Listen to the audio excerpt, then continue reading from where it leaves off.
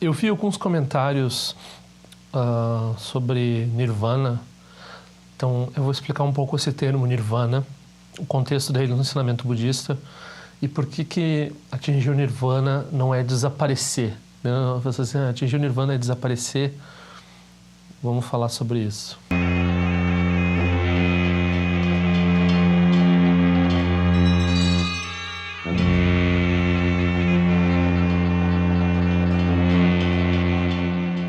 Então, o budismo, de forma geral, ele tem dois inimigos principais, certo? Então, todo mundo que estiver atento aos ensinamentos budistas tem que estar entendendo que o budismo está tentando se livrar de dois obstáculos mentais, ou intelectuais, ou conceituais principais. Um desses obstáculos é o eternalismo, que é usualmente a nossa operação, chama eternalismo, né? Então, é uma palavra que é usada nesse contexto apenas no budismo, uma palavra apropriada pelos budistas, né? E eternalismo basicamente significa dizer que existem coisas sólidas, que existe um eu, que as coisas realmente existem, que existe Deus, que as coisas vão necessariamente se resolver no final. Então tem todas essas ideias assim de que tem uma garantia, um ground, né, uma base na qual a gente pode depender completamente e se a gente depender nessa dependência a gente está resolvido. Então, se a gente acreditar em Deus ou se a gente levar o nosso, né, o individualismo, a nós mesmos a sério, a gente vai em frente e acredita na solidez das coisas, né? É que a nossa operação usual, assim.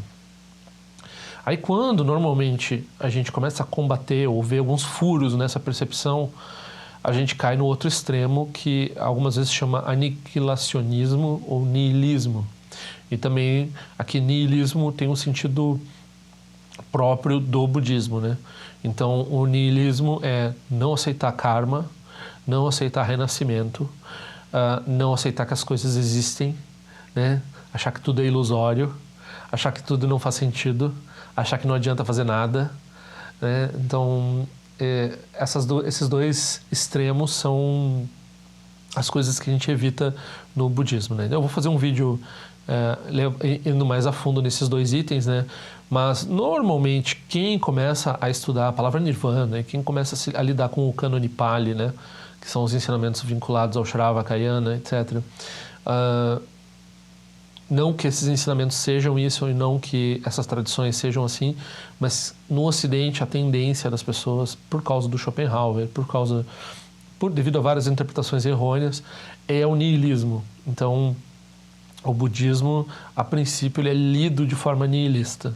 Então, a pessoa supera um pouco, né? Ela já gosta da ideia de não eu, ausência de eu, mas ela meio que se fixa na ideia de ausência de eu como uma forma de niilismo, como uma forma de não precisar aceitar renascimento, ou como uma forma de, enfim, vários problemas que tem na crença do não eu. Um deles, então, é esse do vídeo agora, que é essa noção de que o Nirvana é desaparecer, né?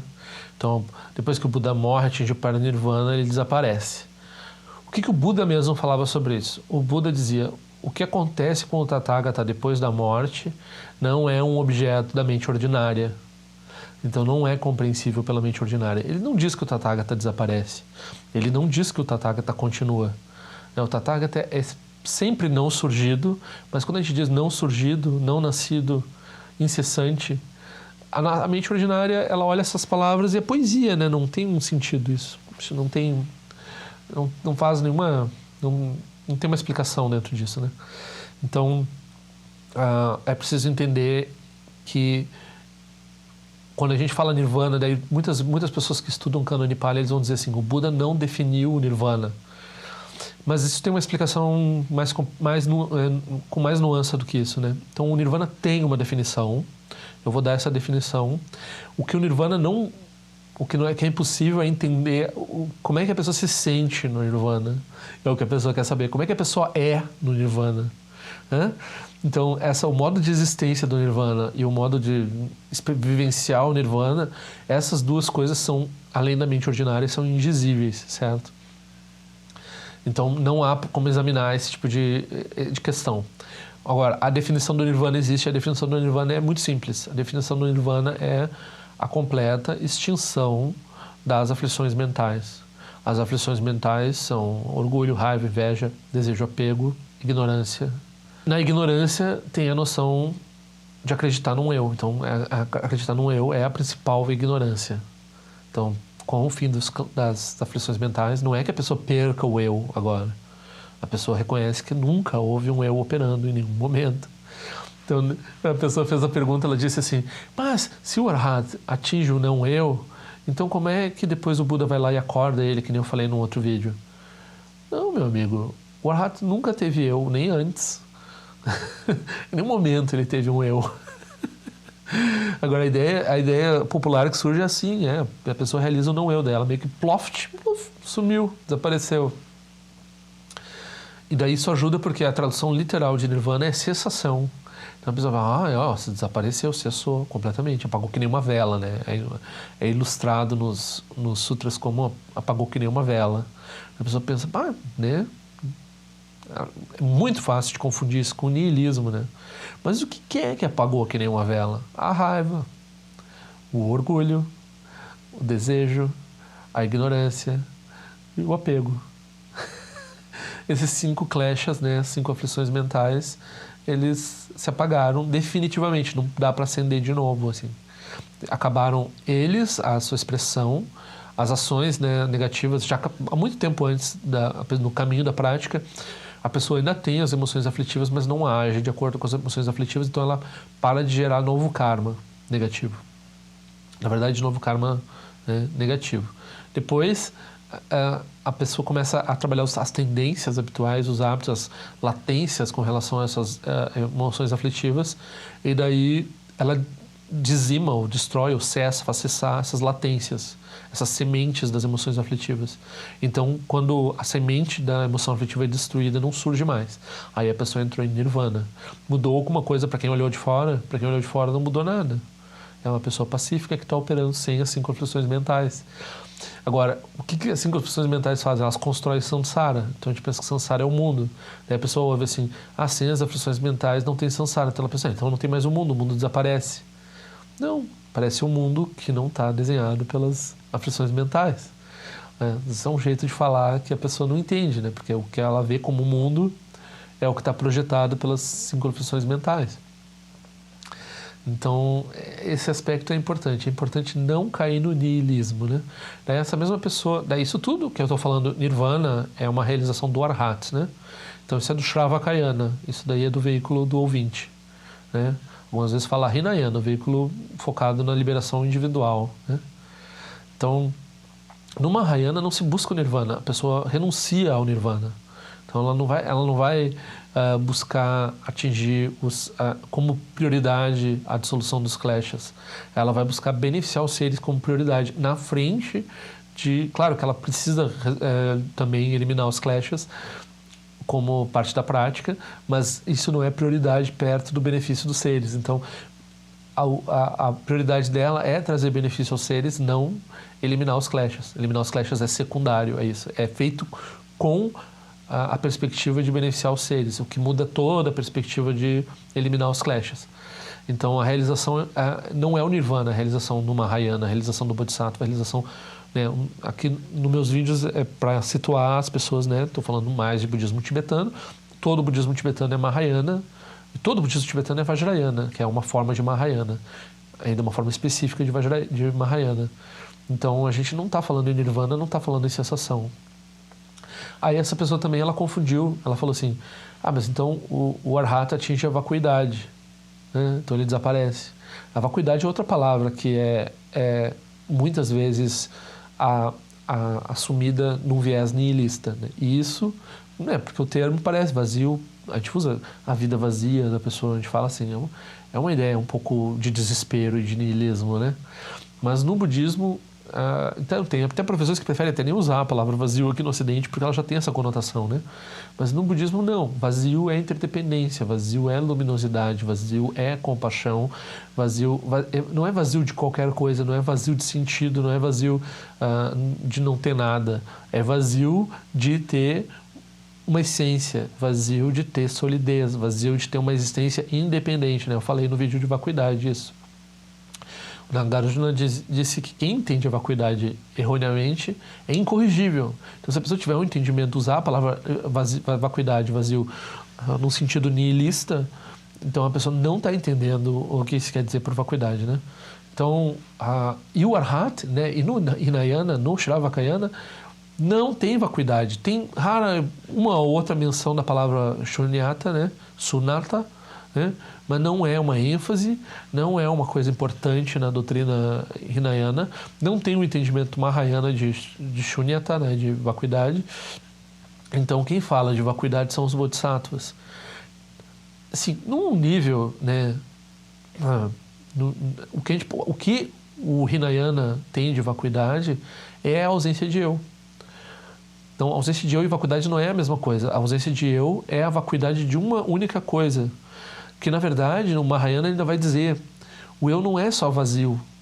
O eu é um conceito errôneo, né? Então, a gente tem conceitos errôneos com relação às coisas que a gente atribui essência e solidez. Mas a existência relativa deles é aceita. No caso do eu, nem mesmo a existência relativa do eu é aceita. Então, ele não é só vazio. Ele não é nem mesmo vazio porque ele não tem nem mesmo existência relativa, né? Então, mas no Hinayana o que a pessoa confundiu com a ausência de eu é a vacuidade e a ausência de eu seriam confundidas, né? Mas no Mahayana não, a ausência de eu é uma coisa que é uma vacuidade menorzinha, um glimpse de vacuidade, mas como eu expliquei, não é nem mesmo isso, né? Porque é um erro mais crasso do que apenas o hábito de reificar os fenômenos como coisas sólidas. E depois tem isso, então reconhecer os fenômenos como nos fenômenos. Então não é que o fenômeno deixa de aparecer. Como o fenômeno aparece, ele é vazio. Então ele tem uma aparência. A aparência é vazia. Não é uma falta de aparência que é vazia. Então isso daí é uma confusão também comum. Então, um elemento importante para falar sobre isso é a gente evitar se apropriar do vocabulário do Dharma sem saber fazer um bom uso dele. Então, que é uma coisa que eu vou falar na questão dos 3 potes, né? Então, a pessoa pega e ela mistura o termo do Dharma com o entendimento dela. E é muito difícil para as pessoas saber o que é entendimento delas e o que elas estão aprendendo. Então, ela tem que aprender a abandonar o que ela está sabendo, né, assim, sobre aquilo, sobre vacuidade, as preconcepções dela. Então ela deixa isso de lado, ela diz assim, bom, isso aqui agora eu estou ouvindo alguém falar, o professor falar. Aí ela ouve aquilo sem misturar com as ideias que ela já tem sobre vacuidade. Aí depois ela compara, se ela quiser, mas ela entende, ela tem que saber o que o budismo está dizendo sobre isso, o que as várias escolas budistas estão dizendo sobre isso. Que não é a primeira coisa que a pessoa pensa. E daí ela diz, então é isso. E daí a partir disso, a partir do meu entendimento, eu vou filtrar todo o resto. Se a pessoa fizer assim, que é a nossa tendência de uma mente não treinada para estudar, de uma mente não treinada para lidar com informações novas, a gente vai simplesmente misturar o Dharma com outras tradições, misturar o Dharma com as nossas próprias ideias, e daí a gente nunca vai ter acesso ao Dharma. Então isso é extremamente perigoso. A pessoa precisa entender, ela precisa ouvir o que está sendo falado sem os 3 defeitos do pote, que a gente vai fazer um vídeo só sobre isso, né? Muito comum, a pessoa nem percebe que ela está escrevendo sobre vacuidade e sobre ausência de eu, e às vezes eu não quero dizer nada, tem centros de Dharma aqui no Brasil inteiros trabalhando com conceitos absurdos do Dharma, assim, porque se dá muito poder, muita força para muita gente que não entende o Dharma, falar publicamente sobre o Dharma, e dessas pessoas têm muito entendimento errôneo, e o entendimento errôneo prolifera. Então, zilhões de pessoas ficam abrindo a boca para falar sobre o Dharma que não tem menor capacidade para fazer isso, e a gente está, né, tem vários níveis de engano que a gente é exposto. Então, buscar uma fonte fidedigna, abandonar as preconcepções e ouvir o Dharma com pureza. Essa é a dica que fica.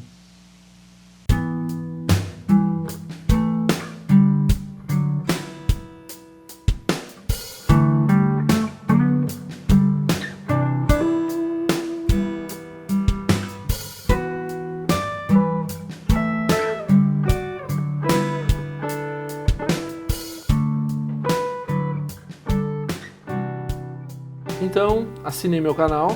Se quiser, clica naquela sinetinha que faz a notificação chegar. Por favor, assine meu boletim informativo por e-mail.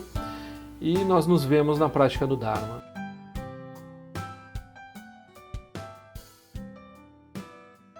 Ao longo de minhas muitas vidas e até este momento, todas as virtudes que tenho alcançado, inclusive o mérito gerado por essa prática e todas as que vier a conseguir, ofereço para o bem-estar dos seres sencientes. Possam a doença, a guerra, a fome e o sofrimento diminuir para todos os seres, enquanto sua sabedoria e compaixão aumentam nesta e em vidas futuras. Possa eu claramente perceber todas as experiências como sendo tão insubstanciais como o tecido do sonho durante a noite e imediatamente despertar para perceber a manifestação de sabedoria pura no surgir de cada fenômeno. Possa eu rapidamente alcançar a iluminação para trabalhar sem cessar pela liberação de todos os seres. Ganira we korajin kasong banane wa malu jingwe ne jerezi wan tenjin jaso eza peka jaba du tenjo chi yom so chi jamen jabene jana sawa kun chatu je ose tare ba men jono to de rumbo ne jogi zaso da tu tenjo chi me konye pe ma samba wa sa son la jonte se no pa igar juwan shu ki trupe ko se je se sin da shin shu jing me tu ju trupa nangi wan chato no tu pa tenor bu yin ne ko pa mo ra sa ne londo de la tu tenjo chi pe me jason pe me rezo je pe me dan la je ko se so wan pe ma cho je drama so jin do ni pe me lon je dro chi pe den juwan ne jembo den ba yo ne pa dan den ba zin pe je bon nan ko se ja sen tenjo chi du sun san je go rin po shen do kun da de wa je po ja pa che ko sa do da pa sa so ade so jin je lab do so shin na sang we ba je jo wa dan san balon je do pa jin de lo ba ma hon ba ja go ro pe ma se de ken lo jo son le lo ja zan li sa son cha pa pe do ju sho sun na wa da mi da do sun ge le sho